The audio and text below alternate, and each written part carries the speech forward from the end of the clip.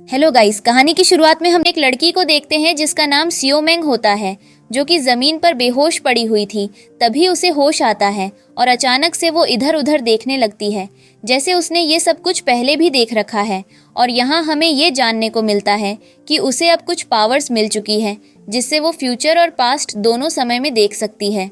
इसके बाद हम वहाँ एक ओल्ड लेडी को देखते हैं और एक मोटे आदमी को, और यही वजह है कि सियोमेंग यहाँ बेहोश हुई थी, क्योंकि ये ओल्ड लेडी उसकी मॉम है और उसकी मॉम ज़बरदस्ती पैसों के लिए उस मोटे आदमी से सियोमेंग की शादी कराना चाहती थी, जो कि सियोमेंग को बिल्कुल पसंद नहीं आता, जिस वजह से वो बेहोश हो गई थी। लेकिन अब उसे होश आ चुका था, इसीलिए वो अपनी मॉम को मना करती है कि मैं इस मोटे और भद्दे आदमी से शादी नहीं करूँगी, और वो बार बार अपनी मॉम से यही कहती है। उसकी मॉम कहती है कि बेटा, ये आदमी तुम्हारे लिए बहुत अच्छा है और ये बहुत अमीर भी है, और यहाँ हमें पता चलता है कि ये मोटा आदमी अमीर है, इसलिए ही उसकी मॉम सियोमेंग की शादी उससे करवाना चाहती है ताकि वो अमीर बन सके।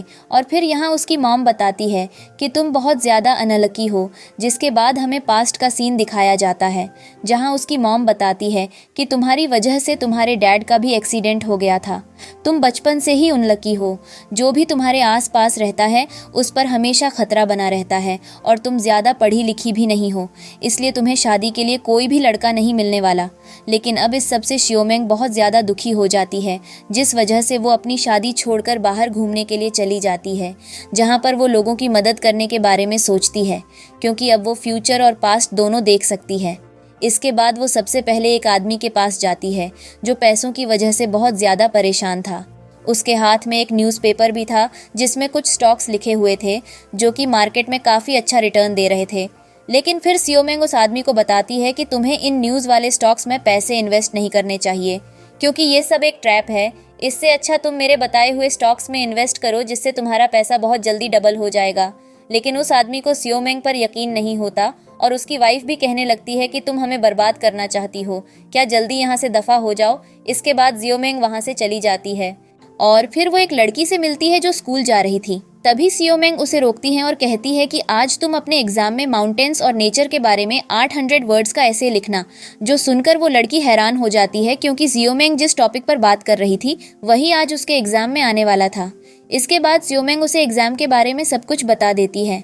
फिर हम सियोमेंग को घर पर देखते हैं, जहाँ पर उसकी मॉम आकर बताती है कि तुमने बाहर जाकर ऐसा क्या किया है जिसकी मुझे इतनी कंप्लेंट्स आ रही हैं, और तुम्हारी वजह से मुझे काफ़ी ज़्यादा सुनना भी पड़ रहा है। यहाँ सियोमेंग कहती है कि मैंने उन सभी लोगों की मदद करी है, आप बस देखते जाइए। और इसके बाद सियोमेंग नहाने चली जाती है। फिर हम एक आदमी को देखते हैं जो पूरी तरह से नशे में था, और तभी उसका सेक्रेटरी उसके पास आकर कहता है कि मिस्टर गू, आप ये सब क्यों कर रहे हो। जिस पर मिस्टर गू उससे बताता है कि मैं शादी नहीं करना चाहता, लेकिन मेरी मॉम ज़बरदस्ती एक लड़की से मेरी शादी करवा रही है। और इसके बाद मिस्टर गू अपने सेक्रेटरी को वहाँ से भेज देता है। फिर हम देखते हैं कि मिस्टर गू नशे की हालत में गलती से सियोमेंग के रूम में चला जाता है, जहाँ पर सियोमेंग नहाकर बाथरूम से ही निकली होती है। और तभी सियोमेंग हैरान होकर मिस्टर गू को देखने लगती है, जिसकी वजह से उसका टावल उतर जाता है, और मिस्टर गू सियोमेंग को पूरी तरह से न्यूड देख लेता है। इसके बाद सियोमेंग बहुत जोर से चिल्लाती है, और मिस्टर गू वहां से भाग जाता है, और भागकर वो एक छत पर चला जाता है, और सियोमेंग भी उसका पीछा करने लगती है। मिस्टर गू सोचता है कि मुझे अपना कोट उतार देना चाहिए ताकि वो मुझे पहचान ना ले। फिर तभी वहाँ पर सियोमेंग भी आ जाती है, और मिस्टर गू उससे अपना चेहरा छुपाने की कोशिश करता है ताकि उसे पता ना चल जाए कि मैं वही आदमी हूँ जिसने उसे न्यूड देखा था। और फिर मिस्टर गू सियोमेंग से पूछता है कि तुम यहाँ क्या करने आई हो, जिस पर सियोमेंग बताती है कि मैं यहाँ मीटियोर शावर देखने आई हूँ, जो आज रात होने वाला है। जिस पर मिस्टर गू हंसता है और कहता है कि तुम्हें कैसे पता। इसके बाद सियोमेंग उसके पास आकर बैठ जाती है, और मिस्टर गू उसे देखकर काफ़ी ज़्यादा अट्रैक्ट होता है। इसके बाद मिस्टर गू खड़ा होकर कहता है कि तुम्हें कैसे पता कि आज मीटियर शावर होने वाला है। जिस पर सियोमेंग कहती है कि मुझे अच्छे से पता है कि आज मीटियर शावर होने वाला है। इसके बाद मिस्टर गू कहता है, अगर तुम इतनी ही कॉन्फिडेंट हो तो क्यों ना तुम इस बात पर मुझसे शर्त लगाओ। इसके बाद सियोमेंग ऐसा ही करती है और मिस्टर गू से शर्त लगा लेती है, और कहती है कि अगर तुम असफल हुए तो तुम बैल्कनी पर खड़े होकर डांस करोगे, और अगर मैं हार गई तो तुम जो बोलोगे मैं वो करूँगी। इसके बाद मिस्टर गू काफ़ी ज़्यादा खुश होने लगता है क्योंकि उसे लगता है कि वही शर्त जीतने वाला है। लेकिन तभी सियोमेंग कहती है कि तुम थोड़ा इंतज़ार करो, और तभी अचानक से मीटियर शावर होना चालू हो जाता है। इसके बाद मिस्टर गू अपनी शर्त हार जाता है। सियोमेंग यहाँ कहती है कि तुम अब शर्त हार चुके हो, इसलिए तुम्हें बैल्कनी के पास खड़े होकर डांस करना होगा। लेकिन मिस्टर गू से ये सब करने से मना करता है और कहता है कि मैं उसके बदले तुम्हें कुछ पैसे दे दूंगा। लेकिन सियोमेंग नहीं मानती और कहती है कि मुझे पैसे नहीं चाहिए, जो तुमने शर्त लगाई थी तुम्हें वही करना होगा। और इसके बाद मिस्टर ग्यू वहाँ पर डांस करने लगता है, जो डांस देखकर सियोमेंग काफ़ी ज़्यादा हंसने लगती है। और इसके बाद मिस्टर ग्यू को काफ़ी ज़्यादा एम्बैरस फील होता है।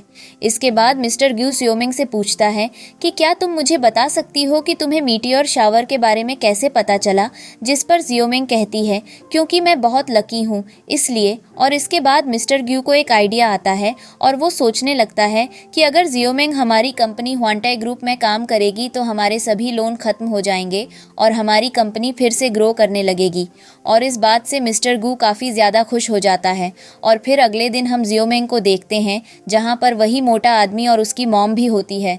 उसकी मॉम उससे कहती है कि तुम्हारा हस्बैंड तुम्हारे लिए काफ़ी सारे गिफ्ट्स लाया है, जो सुनकर सियोमेंग काफ़ी ज़्यादा गुस्सा हो जाती है और कहती है कि मैंने तुम्हें पहले भी मना करा था, अब तुम फिर आ गए। यहाँ पर सियोमेंग की मॉम उससे जीत करने लगती है और कहती है कि तुम्हें ऐसा हस्बैंड नहीं मिलेगा जो इतने सारे गिफ्ट्स लाता हो, वो भी अपनी वाइफ के लिए। लेकिन इन सब बातों से अब सियोमेंग काफ़ी ज़्यादा बोर हो चुकी थी। और तभी हम उस मोटे आदमी के पास एक बॉडीगार्ड को भी देखते हैं, जो कि ह्वांटाई ग्रुप का ही बॉडीगार्ड था। वो मोटा आदमी अपने साथ उस बॉडीगार्ड को इसलिए लाया था ताकि सियोमेंग उस पर हमला ना कर दे, क्योंकि सियोमेंग को अच्छे से फाइट करना आती है। जिसके बाद वो मोटा आदमी अपने सभी गार्ड्स को सियोमेंग पर हमला करने को बोलता है। इसके बाद वो सभी गार्ड सियोमेंग पर हमला करने लगते हैं, लेकिन तभी वहाँ पर मिस्टर गू आ जाता है और सियोमेंग को बचा लेता है। और मिस्टर गू को देखकर वो गार्ड बहुत ज़्यादा हैरान हो जाता है, क्योंकि मिस्टर गू ह्वांटाई ग्रुप का ही ऑनर है। जिस वजह से वो गार्ड मिस्टर गू से माफ़ी मांगने लगता है और कहता है कि मुझे माफ़ कर दीजिए बॉस, मैंने बहुत बड़ी गलती कर दी। जिसके बाद वो उस मोटे आदमी को थप्पड़ मारता है और कहता है कि ये सब तुम्हारी वजह से हुआ, और ये सब कहकर वो गार्ड वहाँ से भाग जाते हैं। इसके बाद मिस्टर गू सियोमेंग से कहता है कि मैं तुम्हें यहाँ पर अपनी कंपनी का प्रपोजल देने आया हूँ। मैं चाहता हूँ कि तुम मेरी कंपनी में काम करो। जिस पर उसकी मॉम कहती है कि ये बहुत ही ज़्यादा अनलकी है, और अगर ये तुम्हारी कंपनी में काम करेगी तो तुम्हारी कंपनी पूरी तरह से डूब सकती है, और अगर तुम्हें यकीन नहीं होता तो तुम यहाँ पर सभी लोगों से पूछ सकते हो। इसके बाद तभी वहाँ पर वो आदमी आता है जिसने सियोमेंग की स्टॉक वाली बात को मानने से मना कर दिया था, और वहाँ पर वो लड़की भी आती है जिसकी सियोमेंग ने मदद करी थी उस एग्ज़ाम के बारे में बताकर। और वो दोनों यहाँ पर आकर सियोमेंग की तारीफ़ करते हैं। वो लड़की कहती है कि तुम्हारी वजह से मेरे एग्ज़ाम में 100 में से 100 नंबर आए, और इस वजह से उसकी मॉम भी बहुत ज़्यादा खुश होती है। दूसरी तरफ वो आदमी बहुत ज़्यादा परेशान हो रहा होता है, क्योंकि उसने सियोमेंग की बात नहीं मानी थी और अब उस स्टॉक का रिटर्न 300% से भी ज़्यादा हो चुका था। इसके बाद मिस्टर गू उसकी मॉम से कहता है कि क्या तुम्हें अभी भी लगता है कि सियोमेंग अनलकी और बदकिस्मत है। इसके बाद वो सभी अपने अपने रास्ते चले जाते हैं, और फिर मिस्टर गू सियोमेंग को बीच के किनारे ले जाता है और उससे कंपनी में ज्वाइन होने की बात करने लगता है। जिस पर सियोमेंग कहती है कि मुझे कुछ नहीं आता, मैं तुम्हारी कंपनी में कैसे शामिल होऊंगी। जिस पर मिस्टर गू कहता है कि कोई बात नहीं, तुम मेरी सेक्रेटरी बन सकती हो। जिस पर सियोमेंग कहती है कि मैंने तुम्हारे लिए एक बिजनेस प्लान बनाया है। जिस बिजनेस प्लान को सियोमेंग मिस्टर गू को दे देती है और कहती है कि मेरे पास बस यही स्किल है जिसकी वजह से मैं तुम्हारी कंपनी में काम कर सकती हूँ। मिस्टर गू को लगता है कि सियोमेंग में कोई भी स्किल नहीं है, लेकिन सियोमेंग उसे बताती है कि उसे सिर्फ यही काम आता है जिसे वो बहुत अच्छे से कर सकती है। इसके बाद सियोमेंग वहाँ से अपने घर चली जाती है। यहाँ हम देखते हैं कि सियोमेंग की मॉम एक डॉल की मदद से किसी पर ब्लैक मैजिक कर रही होती है। सियोमेंग की मॉम ये ब्लैक मैजिक अपनी एक फ्रेंड के ऊपर कर रही होती है, जिसने उसे काफ़ी ज़्यादा टॉर्चर किया था और कहा था कि तुम्हारी बेटी भी तुम्हारी तरह ही होगी, बिल्कुल घटिया और गरीब। जिस वजह से सियोमेंग की मॉम को काफ़ी ज़्यादा गुस्सा आता है। इसके बाद सियोमेंग की मॉम एक प्लान बनाती है और हॉस्पिटल में चली जाती है ताकि वो अपना बच्चा अपनी उस फ्रेंड के बच्चे से बदल सके। इसके बाद वो वहाँ की एक नर्स के पास जाती है और उससे मदद मांगने लगती है।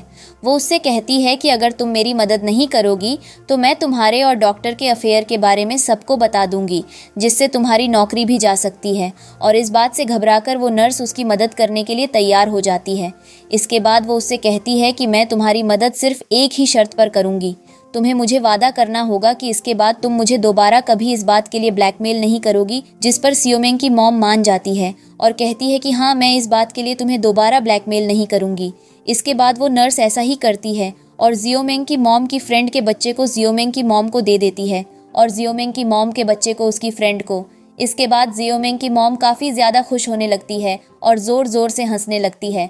असल में उसकी मॉम का प्लान ये था कि जब उसकी बच्ची बड़ी हो जाएगी, यानी जो उसकी फ्रेंड के पास है, तो वो हुआनटाई ग्रुप के सीईओ मिस्टर गू से शादी कर लेगी, क्योंकि मिस्टर गू और उसकी फैमिली के रिलेशन उसकी फ्रेंड के साथ काफ़ी ज़्यादा अच्छे हैं। और ये सब होने के बाद सियोमेंग की मॉम अपनी फ्रेंड को सब सच बता देगी और खुद अपनी बेटी के साथ मिस्टर गू के बड़े से घर में रहेगी और उसकी बेटी यानी सियोमेंग अपनी असली मॉम यानी सियोमेंग की मॉम की फ्रेंड के पास रहेगी। और इसी वजह से सियोमेंग की मॉम ब्लैक मैजिक कर रही है ताकि वो अपनी बेटी से मिल सके और उसके साथ पहले से ही एक अच्छा रिलेशन बना सके। और यही कारण है कि सियोमेंग की मॉम सियोमेंग से काफ़ी ज़्यादा नफरत करती है, क्योंकि वो उसकी असली बेटी नहीं है। तभी सियोमेंग अपनी मॉम को ये सब करता हुआ देख लेती है, जिसके बाद वो अपनी मॉम से पूछती है कि आप ये सब क्या कर रहे हो, जिस पर उसकी मॉम बताती है कि कुछ नहीं, तुम सब भूल जाओ जो तुमने देखा। और इसके बाद सियोमेंग अपना इंटरव्यू देने के लिए हुआनटाई ग्रुप में पहुंचती है, यानी उस कंपनी में जिसका ओनर मिस्टर गू है। यहाँ पर सियोमेंग के साथ साथ और भी कई सारे लोग इंटरव्यू देने के लिए आ रखे थे। तभी हम एक आदमी को देखते हैं जो यहाँ का मैनेजर था, जिसका नाम लिन होता है और यही सबके इंटरव्यू लेता है। तभी उसके पास एक फ़ोन कॉल आता है जो कि जो फैमिली की बेटी का था, और ये वही लड़की है जो मिस्टर गू से शादी करना चाहती है। वो असिस्टेंट लिन को बताती है कि तुम्हें कंपनी पर अच्छे से ध्यान देना होगा, क्योंकि मैं नहीं चाहती कि मिस्टर गू और मेरे भाई की इस कंपनी में कोई नुकसान हो, इसलिए तुम्हें अच्छे एम्प्लॉय को ही सिलेक्ट करना होगा जो वाकई में काबिल हो, वरना मैं तुम्हें नहीं छोड़ूंगी। और अगर तुम अच्छे एम्प्लॉय लोगे तभी मिस्टर गू अपनी कंपनी का सारा लोन चुका पाएगा और तभी मेरी शादी उससे जल्दी हो पाएगी। लगता है तुम ये बात अच्छे से समझ चुके होंगे। जिस पर असिस्टेंट लिन कहता है कि हाँ, मैं इस बात को अच्छे से समझ चुका हूँ। और यहाँ हमें उस लड़की का नाम ज्वानिंग पता चलता है।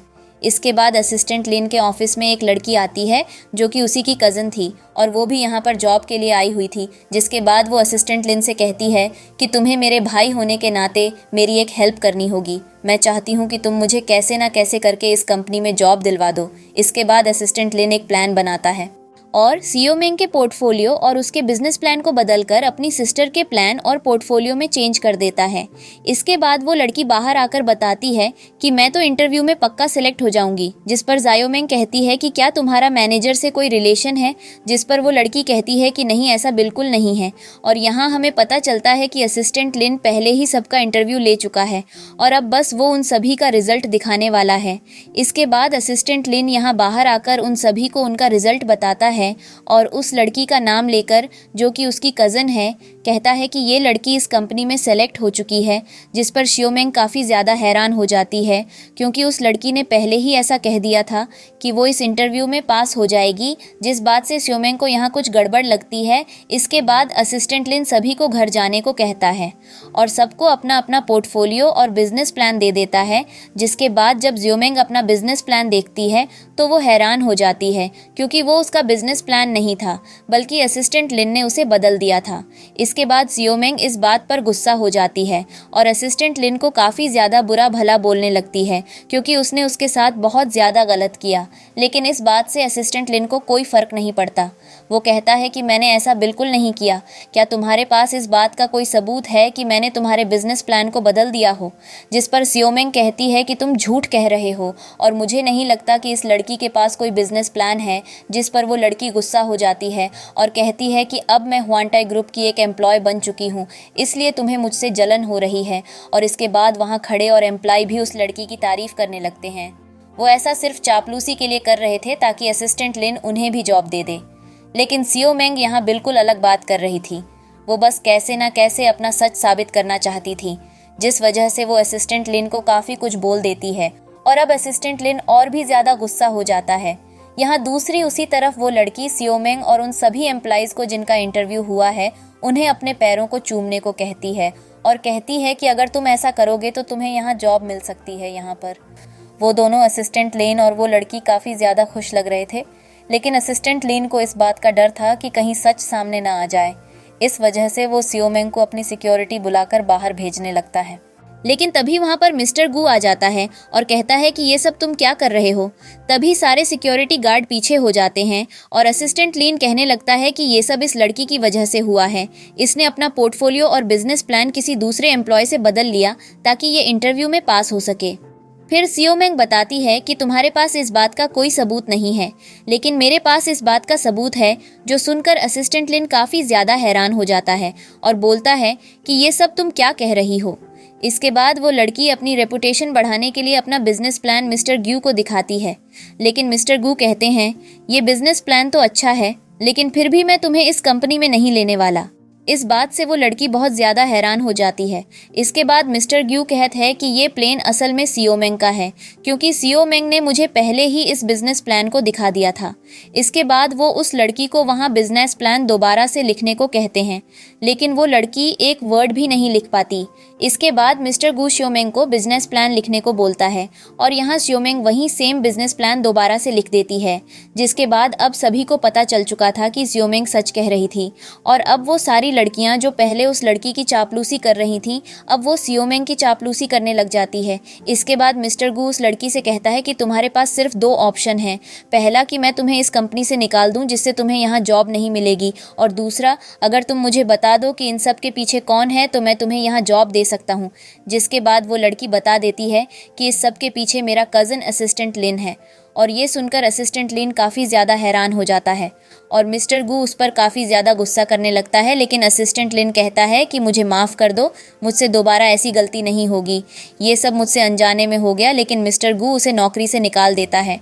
इसके बाद असिस्टेंट लिन कहता है कि आप मुझे इस कंपनी से नहीं निकाल सकते, जिस पर मिस्टर गू कहता है कि मैं इस कंपनी का मालिक हूँ, मैं जो चाहे वो कर सकता हूँ। इसके बाद तभी वहाँ पर जोअन आता है जो कि जो फैमिली से बिलोंग करता है, और वो यहाँ कहता है कि मैं ऐसा नहीं होने दूंगा। इसके बाद जोअन बोलता है कि असिस्टेंट लिन ने एक छोटी सी गलती करी है और ये गलती किसी से भी हो सकती है। इसके बाद सियो मेंग उस एम्प्लॉय को चुन लेती है। फिर हम देखते हैं कि सभी लोग जायो मेंग को गुड मॉर्निंग कहते हैं, जिस पर जायो मेंग भी सभी एम्प्लॉय को गुड मॉर्निंग कहती है, और ऐसा कर कर वो काफ़ी ज़्यादा थक जाती है। फिर वो मिस्टर जू के ऑफिस में जाती है और कहती है कि मैं बहुत ज़्यादा थक चुकी हूँ। इसके बाद वो मिस्टर गू से पूछने लगती है कि आखिर ये जो फैमिली कौन है और असिस्टेंट लिन इसके बारे में क्यों बात कर रहा था, जिस पर मिस्टर गू बताता है कि जो फैमिली असल में ह्वांटाई कंपनी की 50% शेयर होल्डर है, इसलिए ये कंपनी सिर्फ मेरी नहीं बल्कि आदि जो फैमिली की भी है।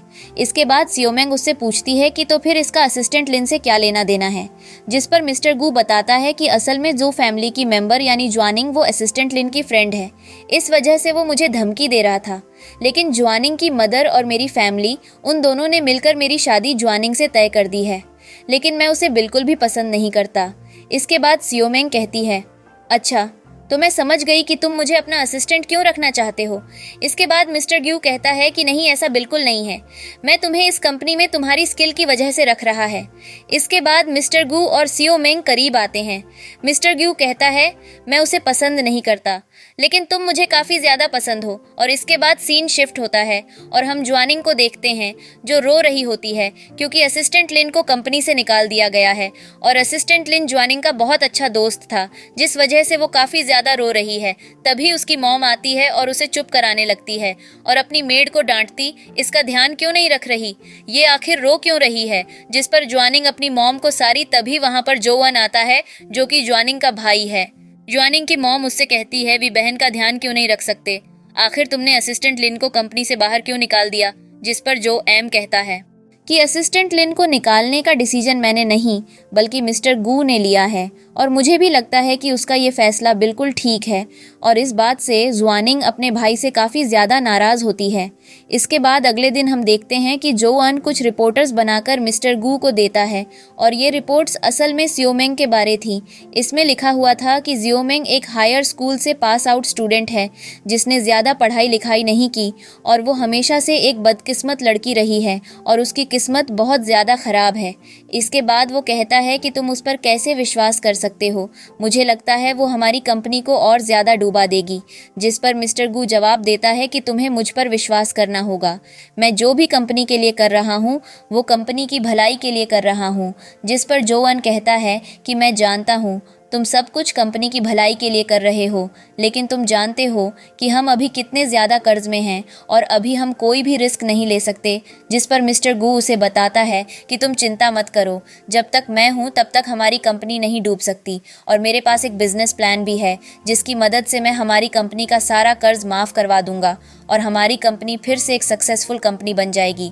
इसके बाद जोवन कहता है कि मुझे सियोमेंग से कुछ बात करनी है और तभी जोवन अचानक से मिस्टर गू को अपनी बहन के बारे में भी बताने लगता है और कहता है कि तुम्हारी वजह से मेरी बहन बहुत ज़्यादा परेशान है, तुम उससे शादी क्यों नहीं करना चाहते? क्या मेरी बहन में कोई कमी है? जिस पर मिस्टर गू कहता है कि ऐसा नहीं है, तुम्हारी बहन में कोई कमी नहीं है, लेकिन मैं उससे प्यार नहीं करता, भला मैं उससे शादी करके उसकी ज़िंदगी क्यों बर्बाद करूं? और ये बात जोवन को भी सही लगती है। इसके बाद अगले दिन हम देखते हैं कि जोवन सियोमेंग से बातें करता है और उससे उसके बिजनेस प्लान के बारे में सब कुछ पूछता है और यहाँ सियोमेंग बताती है कि ये बिजनेस प्लान बहुत ज़्यादा काम का है और ये आने वाले 20 सालों में तुम्हारी कंपनी को बहुत ज़्यादा ग्रो करवा देगा, जिससे तुम्हारा सारा लोन भी खत्म हो जाएगा। तुम्हें मुझ पर विश्वास करना होगा। जिस पर जोवन कहता है कि मुझे तुम्हारे ऊपर विश्वास नहीं है, लेकिन मैं मिस्टर गू पर विश्वास करता हूँ। अगर उसे इस प्लेन से उम्मीद है तो मैं भी उस पर भरोसा करता हूँ। और यहाँ हम मिस्टर गू और सियोमेंग को देखते हैं जिन्होंने एक दूसरे से शर्त लगा ली थी। यहाँ सियोमेंग मिस्टर गू से कहती है कि तुम्हें मेरे इस बिजनेस प्लान को लेकर चिंता नहीं करनी चाहिए। ये एक बहुत ही बढ़िया प्लान है जिससे ह्वेंटाई ग्रुप बहुत जल्दी ग्रो कर सकता है। चाहो तो तुम शर्त लगा सकते हो। जिस पर सियोमेंग कहती है, अगर मैं जीतो तो मैं जो बोलूँगी वो तुम्हें करना होगा, लेकिन अगर मैं हार गई तो तुम्हें ज्वानिंग से शादी करनी होगी।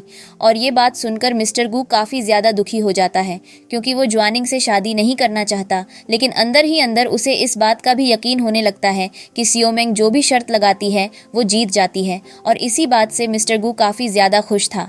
इसके बाद सीन शिफ्ट होता है और हम चेंडो को देखते हैं जो कि ह्वेंटाई ग्रुप का बहुत बड़ा कंपटीटर था और वो यहाँ आकर अपनी कंपनी लोंगशेंग के एक प्रोजेक्ट में मिस्टर गू को इनवाइट करने आया था क्योंकि वो मिस्टर गू को अपनी कंपनी की डेवलपमेंट दिखाकर जलाना चाहता था, क्योंकि चेंडो ने अपनी कंपनी लोंगशेंग के लिए बहुत ज़्यादा बड़ी ज़मीन खरीदी है अपने उस नए प्रोजेक्ट के लिए। फिर तभी वहाँ पर जोवन आता है जो उसे देखकर काफ़ी ज़्यादा गुस्सा होता है क्योंकि जो जोवन चेंडो को बिल्कुल भी पसंद नहीं करता।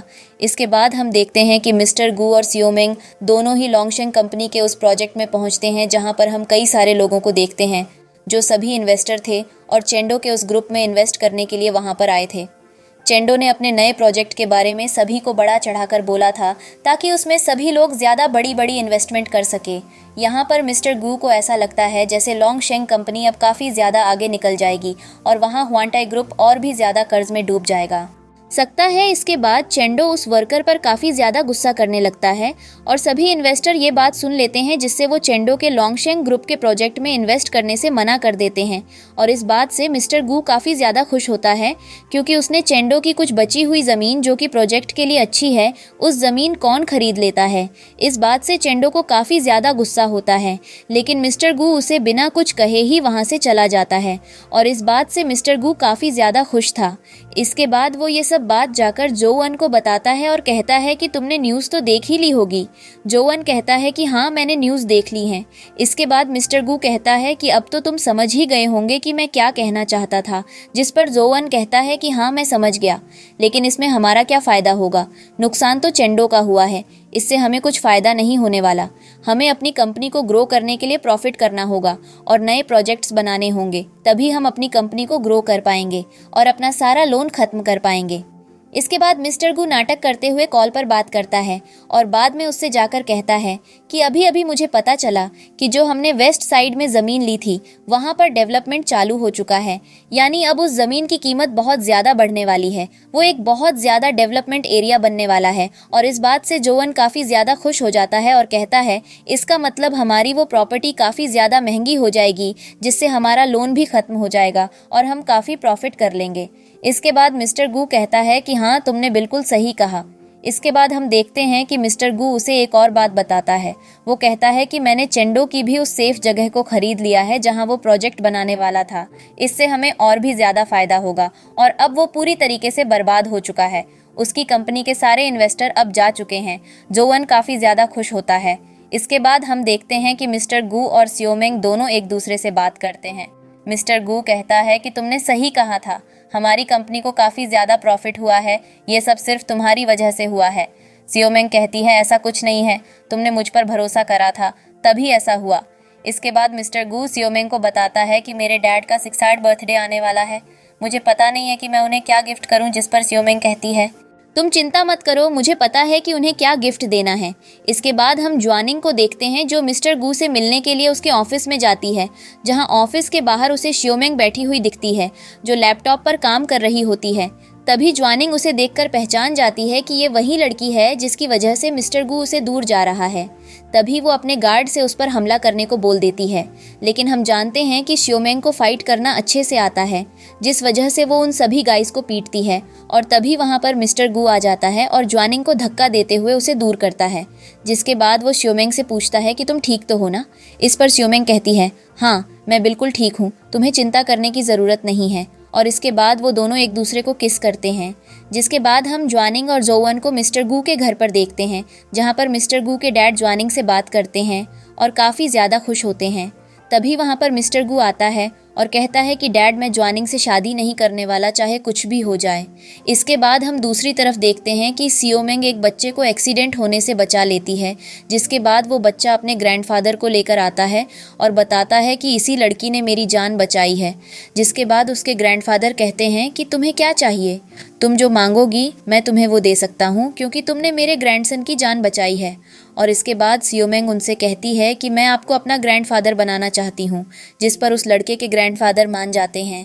इसके बाद सियोमेंग तैयार होकर उस लड़के के ग्रैंडफादर को अपने साथ मिस्टर गू के डैड के बर्थडे में ले जाती है। और यहाँ हमें पता चलता है कि असल में मिस्टर गू के और उस लड़के के ग्रैंडफादर असल में दोनों बेहद अच्छे दोस्त थे और किसी कारण से उन दोनों की दोस्ती टूट गई थी। लेकिन यहाँ पर सियोमेंग उनको बर्थडे पर सरप्राइज देते हुए उन दोनों की दोस्ती फिर से करवा देती है। और इसके बाद हम देखते हैं कि सभी लोग मिस्टर गू के डैड की पार्टी में डिनर करने के लिए साथ बैठते हैं, और जहाँ ज्वानिंग मिस्टर गू के डैड को एक गिफ्ट देती है जो कि एक फ्रूट था जिसको खाने से सारी बीमारियाँ ठीक हो सकती हैं, जिसे देखकर मिस्टर गू के डैड काफ़ी ज़्यादा खुश होते हैं। इसके बाद ज्वानिंग सियोमेंग से कहती है कि क्या तुम मिस्टर गू के डैड के लिए कुछ नहीं लाई। जिसके बाद सियोमेंग मिस्टर गू को एक गिफ्ट देती है जो कि उन्हीं का एक लॉकेट था जो मिस्टर गू के डैड और उसकी मॉम को बिलोंग करता है। और ये लॉकेट उन दोनों के प्यार की निशानी है, जिसे देखकर मिस्टर गू के डैड काफ़ी ज़्यादा खुश हो जाते हैं और बोलते हैं कि तुम्हें ये कहाँ से मिला। जिस पर सियोमेंग कहती है कि मुझे नहीं पता, मुझे लगा ये आपको अच्छा लगेगा, इसीलिए मैंने आपको ये दे दिया। और यहाँ हमें पता चलता है कि सियोमेंग ने फिर से अपनी पावर्स का यूज़ किया मिस्टर गू के डैड के पास्ट को देखने में। और इसके बाद अब मिस्टर गू के डैड सियोमेंग को पसंद करने लगे थे और वो सियोमेंग से कहते हैं कि तुम मेरे बेटे मिस्टर गू के लिए बिल्कुल ठीक रहोगी। जिस पर मिस्टर गू और सियोमेंग काफ़ी ज़्यादा खुश होते हैं। लेकिन वही ज्वानिंग बहुत ज़्यादा गुस्सा होने लगती है और कहती है कि मैंने आपको इतना महंगा गिफ्ट दिया लेकिन फिर आपको वो पसंद नहीं आया, इसलिए अब उसे वापस करो। जिस पर मिस्टर गू के डैड बताते हैं कि तुम्हारा ये गिफ्ट महंगा है, लेकिन जो सियोमेंग ने मुझे गिफ्ट दिया है वो बहुत ज़्यादा कीमती है, इस फ्रूट से भी ज़्यादा तुम्हें इसका अंदाज़ा नहीं है। इसके बाद ज्वानिंग काफ़ी ज़्यादा गुस्सा होती है और उल्टा सीधा बोलने लगती है, लेकिन जोवन उसे शांत करवाता है। और फिर ज्वानिंग मिस्टर गू को फ्लूट दिखाते हुए कहती है कि तुम्हें तो याद ही होगा कि बचपन में हम इसे बजाया करते थे। जिसके बाद सियोमेंग उठती है और उस फ्लूट को बजने लगती है, जिसे सुनकर सभी लोग हैरान थे और इससे मिस्टर गू के डैड काफ़ी ज़्यादा इम्प्रेस होते हैं और कहते हैं कि इसे तो फ्लूट बजाना भी कितने अच्छे तरीके से आता है। इसके बाद हम सियोमेंग और मिस्टर गू को एक पार्क में घूमता हुआ देखते हैं, जहाँ वो दोनों एक दूसरे से बातें करते हैं। और वही ज्वानिंग काफ़ी ज़्यादा नाराज़ होती है सियोमेंग की वजह से, क्योंकि अब मिस्टर गू सियोमेंग को काफ़ी ज़्यादा पसंद करने लगा है, जिस वजह से उसकी शादी मिस्टर गू से नहीं होने वाली। इसके बाद ज्वानिंग की मॉम एक प्लान बनाती है और सियोमेंग से मिलने के लिए जाती है। वो सियोमेंग को कुछ पैसे ऑफर करती है ताकि वो मिस्टर गू से दूर रहे, लेकिन सियोमेंग उसे मना कर देती है। इसके बाद ज्वानिंग की मॉम के पास एक और आइडिया आता है और फिर वो सियोमेंग की मॉम से मिलने के लिए चली जाती है, जहाँ पर सियोमेंग की मॉम ज्वानिंग को देखकर काफ़ी ज़्यादा खुश होती है क्योंकि वो उसी की बेटी है। और फिर ज्वानिंग की मॉम सियोमेंग की मॉम को देखकर भी काफ़ी ज़्यादा हैरान होती है, क्योंकि उसे याद आता कि ये उसकी वही फ्रेंड है जो उसके हस्बैंड के पीछे पड़ी रहती थी और उसने ब्लैक मैजिक की मदद से ज्वानिंग को यहाँ बुलाया है ताकि वो उससे बदला ले सके। लेकिन अभी ज्वानिंग को मोम नहीं पता था कि असलियत क्या है। इसके बाद ज्वानिंग की मॉम ज्वानिंग को लेकर वहाँ से चली जाती है और कहती है कि उसकी मॉम की इस बात पर बिल्कुल भी ध्यान मत देना। इसके बाद हम ज्वानिंग की मॉम को देखते हैं जो सियोमेंग को मारने के लिए एक आदमी को बोलती है। इसके बाद हम सियोमेंग और मिस्टर गू को देखते हैं जो पार्क से घूमकर आ रहे होते हैं। तभी सियोमेंग कहती है कि मुझे अभी थोड़ी देर और घूमना है। इसके बाद वो अकेले ही घूमने के लिए चली जाती है जहां उसे वही आदमी मिलता है जिसे ज्वानिंग की मॉम ने उसे मारने के लिए भेजा था। लेकिन सियोमेंग उससे बिल्कुल नहीं डरती क्योंकि उसे फाइट करना आता था। लेकिन वो भी एक फाइटर ही था जिस वजह से सियोमेंग कुछ नहीं कर पाती और वो गार्ड उसे मारने ही वाला होता है। लेकिन तभी वहाँ मिस्टर गू आकर उसे बचा लेता है और वो गार्ड वहाँ से भाग जाता है। मिस्टर गू उससे बताता है कि मुझे तुम्हारी चिंता हो रही थी इसलिए मैंने तुम्हारा पीछा किया। यहाँ सियोमेंग को पता चल चुका था कि उस आदमी को किसने उसे मारने के लिए भेजा था। जिसके बाद हम सियोमेंग और मिस्टर गू को अपने घर पर देखते हैं जहाँ पर सियोमेंग अपने कपड़े बदलने के लिए अपने रूम में आती है जहाँ मिस्टर गू भी होता है। सियोमेंग मिस्टर गू का बाहर जाने के लिए कहती है लेकिन मिस्टर गू मना कर देता है और कहता है कि इसमें क्या हुआ, मैंने तो तुम्हें पहले भी न्यूड देख रखा है। जिस पर सियोमेंग हैरान हो जाती है और कहती है कि अच्छा तो तुम ही वही आदमी हो जिसने उस रात मुझे न्यूड देखा था। इसके बाद वो दोनों एक दूसरे से लड़ने लगते हैं और अचानक कि वो दोनों एक दूसरे को किस कर लेते हैं जिसके बाद वो दोनों एक दूसरे के साथ रोमांस करते हैं। इसके बाद हम सियोमेंग की मॉम को देखते हैं जो अपनी उस फ्रेंड से मिलने के लिए उसके घर गई हुई थी जहां वो उसे सारी बातें बता देती है कि कैसे उसने उसकी बेटी को अपनी बेटी से बदला था उस हॉस्पिटल में। जो सुनकर ज्वानिंग की मॉम काफ़ी ज़्यादा हैरान हो जाती है और अब उसे पता लग चुका था कि असल में उसकी बेटी ज्वानिंग नहीं बल्कि सियोमेंग ही है जिसे वो मारना चाहती थी। और ये सुनकर वो काफ़ी ज़्यादा दुखी हो जाती है और यहाँ पर सियोमेंग की मॉम काफ़ी ज़्यादा हंसने लगती है क्योंकि उसे लग रहा था कि अब उसकी बेटी यानी कि ज्वानिंग मिस्टर गू के साथ एक अच्छा रिलेशनशिप बना चुकी होगी जिससे वो अमीर बन जाएगी। लेकिन ऐसा बिल्कुल नहीं होता क्योंकि तभी वहाँ मिस्टर गू और सियोमेंग दोनों साथ में आ जाते हैं जो देखकर सियोमेंग की मॉम काफ़ी ज़्यादा हैरान हो जाती है क्योंकि सियोमेंग तो उसकी फ्रेंड की बेटी है, उसकी नहीं। और सियोमेंग हमेशा से ही उसने नीचा दिखाया था लेकिन आज सियोमेंग ह्वांटाई कंपनी में एक असिस्टेंट बन चुकी है और अब वो मिस्टर गू से भी शादी करने वाली है। ये सब जानकर सियोमेंग की मॉम को यकीन ही नहीं होता और यहाँ पर ज्वानिंग की मॉम यानी जो सियोमेंग की असली मॉम है वो भी काफ़ी ज़्यादा नाराज़ होती है क्योंकि उसने अपनी बेटी को मारने की कोशिश की। और तभी यहाँ पर सियोमेंग की मॉम यानी जो उसकी असली मॉम नहीं है वो कहती है कि कितना अच्छा हुआ तुमने अपने लिए एक लड़का ढूंढ लिया, अब जल्दी से हम सब घर चलते हैं। जिस पर सियोमेंग कहती है कि तुम मेरी मॉम नहीं हो और वही सियोमेंग की वो नकली मॉम शांत हो जाती है। और तभी यहाँ पर सियोमेंग की मॉम आगे बढ़ने लगती है लेकिन सियोमेंग उनसे भी कहती है कि आप भी मेरी मॉम नहीं हो क्योंकि आपने मुझे मरवाने की कोशिश करी। आप दोनों में से कोई भी मेरी मॉम नहीं हो सकती क्योंकि आप दोनों ने ही मुझे कभी प्यार नहीं किया। इस पर सियोमेंग काफ़ी ज़्यादा दुखी थी। इसके बाद सीन चेंज होता है और हम जोवन को देखते हैं जो सियोमेंग से बात करने की कोशिश करता है क्योंकि अब उसे पता लग चुका था कि वही उसकी असली बहन है। लेकिन सियोमेंग उसे इग्नोर करती है और तभी जोवन के पास असिस्टेंट लिन आता है और कहता है कि अब मैं सियोमेंग को पूरी तरीके से बर्बाद कर दूंगा क्योंकि अब मुझे काफ़ी सारे सबूत मिल चुके हैं, बस आपको मेरी मदद करनी होगी। और इस बात से जोवन काफ़ी ज़्यादा गुस्सा हो जाता है क्योंकि अब उसे पता चल चुका है कि सियोमेंग ही उसकी असली बहन है। इसका मतलब असिस्टेंट लिन उसकी बहन के बारे में उल्टा सीधा कह रहा है। जिस पर जोअन काफ़ी ज़्यादा गुस्सा होता है और उसे थप्पड़ मारकर वहाँ से भगा देता है। इसके बाद हम सियोमेंग की असली मॉम और सियोमेंग को देखते हैं। सियोमेंग की मॉम उसे समझाती है कि मुझे माफ़ कर दो, मुझे पता नहीं था कि तुम मेरी बेटी हो और ये सब सिर्फ अनजाने में हुआ। मैं तुमसे बहुत प्यार करती हूँ, क्या तुम मुझे माफ़ कर सकती हो? मैं तुमसे अपनी सारी गलती के लिए माफ़ी मांगती हूँ। लेकिन इस पर सियोमेंग अपनी मॉम से कहती है कि मैं आपको माफ़ नहीं करने वाली और मुझे किसी का भी प्यार नहीं चाहिए, मैं ऐसे ही खुश हूँ। इसके बाद वो अपनी मॉम को वहाँ से भेज देती है। फिर तभी मिस्टर गू वहाँ आकर सियोमेंग से कहता है कि तुम्हें ऐसा नहीं करना चाहिए, कम से कम तुम्हें एक बार तो अपनी मॉम से बात कर लेनी चाहिए। वो तुम्हारी असली मॉम है और मुझे नहीं लगता कि तुम्हारी मॉम तुम्हें कोई चोट पहुँचाना चाहती होगी। वो सब अनजाने में हुआ था और वैसे भी तुम्हारी मॉम इतनी देर से नीचे तुम्हारा इंतज़ार कर रही है, तुम्हें एक बार उनसे मिल लेना चाहिए। इसके बाद सियोमेंग मिस्टर गू की बात मान लेती है और अपनी मॉम से मिलने के लिए नीचे चली जाती है। लेकिन जब वो अपनी मॉम से मिलने जाती है तभी वहाँ पर एक गाड़ी आ जाती है जो कि सियोमेंग का एक्सीडेंट करने वाली थी। लेकिन तभी सियोमेंग की मॉम उसे बचा लेती है। इसके बाद जियोमेंग की मॉम डिसाइड करती है कि वो जियोमेंग और मिस्टर गू के एंगेजमेंट सेरेमनी के लिए एक बहुत बड़ी पार्टी रखने वाली है ताकि वो जियोमेंग को खुश देख सके। और तभी वहाँ पर ज्वानिंग आ जाती है जो कहती है कि मॉम मेरी शादी मिस्टर गू से कब होगी, जिस पर जियोमेंग की मॉम कोई जवाब नहीं देती, लेकिन ज्वानिंग बार बार उनसे यही कहती है। इसके बाद वो ज्वानिंग से कहती है कि तुम दोनों मुझसे क्या छुपा रहे हो, जिस पर जोवन उसे बताने से घबराता है, लेकिन आखिर में वो बता ही देता है कि तुम मेरी असली बहन नहीं हो। इसके बाद जियोमेंग की मॉम कहती है कि तुम मेरी असली बेटी नहीं हो, तुम उस घटिया औरत की बेटी हो, इसलिए अच्छा होगा तुम उसी के पास चली जाओ। और इस बात से ज्वानिंग काफ़ी ज़्यादा नाराज़ हो जाती है और वहाँ से चली जाती है। और यहाँ जियोमेंग की मॉम और जोवन मिस्टर गू और ज्वानिंग की सेरेमनी के लिए तैयारी करने लगते हैं। यहाँ दूसरी तरफ हम मिस्टर गू और ज्वानिंग को देखते हैं जो उसी बीच पर जाकर कुछ बातें करने लगते हैं।